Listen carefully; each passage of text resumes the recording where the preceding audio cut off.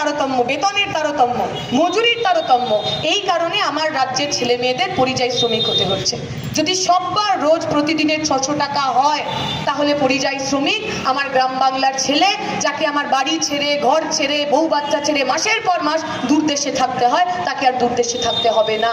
মনে আছিল আপনাদের ওই যখন লকডাউনের সময় হাজার হাজার পরিযায়ী শ্রমিক পায়ে হেঁটে বাড়ি ফিরতে বাধ্য হয়েছিল, মনে আছে আপনাদের? এই কিছুদিন আগে যখন রেল দুর্ঘটনা ঘটলো, বহু মানুষ মারা গেছে।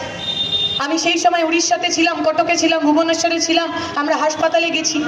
আপনি হাসপাতালের ভিতরে যাবেন, আপনি কোনো উড়িয়া শব্দ শুনতে পাবেন না, খালি বাংলার একটু আধটু ভোজপুরি শব্দ। বহু বাংলার পরিযায়ী শ্রমিক ওই ট্রেনে করে দক্ষিণ ভারতে যায় কাজ করতে। আমরা গেছি, দেখছি বিভিন্ন মানুষের ভয়ঙ্কর রকম অবস্থা, কারোর একটা দিক পুরো ভেঙে শেষ হয়ে গেছে, একটা পুরো দিক তার আর কিচ্ছু নেই, একটা হাড়ও তার অবশিষ্ট নেই। একটি ছেলে এলো আমার কাছে, বর্ধমানে বাড়ি তার। সে বলছে যে দিদি, আমার বাড়ির 5টা লোক ছিল, 4টে লোকের লাশ আমি পেয়ে গেছি। আমার খালি 12 বছরের একটা বাচ্চা ভাই, যে ভাই ওদের সঙ্গে ছিল, ওকে এখনো খুঁজে পাওয়া যাচ্ছে না। এই যে ওর আধার কার্ড, আপনি একটু দেখবেন ওকে কোথাও খুঁজে পাওয়া যায় কিনা।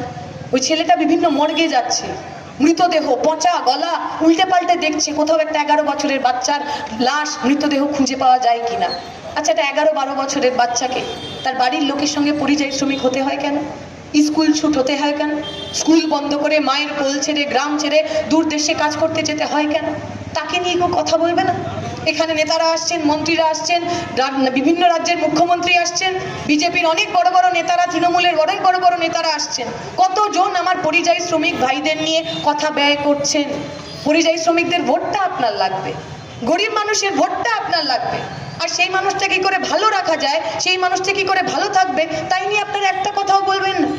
ওরা আসবে, অনেক বড় বড় কথা বলবে, কিন্তু বলবে না 15 বছর ধরে এমপি থাকার পর আমার এলাকার এমপি তিনি তাঁত শিল্পীদের জন্য কটা কথা পার্লামেন্টের মধ্যে বলেছেন। ওরা অনেক বড় বড় কথা বলবে, কিন্তু বলবে না বিগত 15 বছরে আমার আড়ি শিল্পী, ঝড়ি শিল্পী, আমার সোনার কাজ করা মানুষগুলোর জন্য ওরা কটা কথা ওই এমপি হয়ে পার্লামেন্টের ভিতরে বলেছেন। পার্লামেন্টে মানুষকে পাঠানো হয় কেন? নাটক করার জন্য, সেলফি তোলার জন্য, গালিগালাজ করার জন্য, গান গাওয়ার জন্য। পার্লামেন্টে আমরা পাঠাই, সাধারণ মানুষ ভোট দেয় যাতে সে আমাদের কথা বলতে পারে। প্রশ্ন করতে হবে তো 15 বছরের এমপি আজ অব্দি 15 বছরে আমাদের কটা কথা পার্লামেন্টের ভিতরে বলেছেন। আর যদি না বলেন, আপনার যদি মনে হয় 15টা বছর মিস্টার ইন্ডিয়া হয়ে কেটে গেছে, আরো 5টা বছর আপনি এভাবেই কাটিয়ে নেবেন, আমরা বলে যেতে চাই, দেখবেন মিস্টার ইন্ডিয়াকে যখন খুঁজে পাওয়া যেত না, তখন ওপর থেকে ওই লাল লাইট মারতে হতো। লাল লাইট মারলে ঠিক মিস্টার ইন্ডিয়াকে দেখা যেত। ওই লাল লাইট, ওই লাল ঝান্ডা চলে এসছে। এবার আর কোনো মিস্টার ইন্ডিয়া এমপি টেমপি হবে না।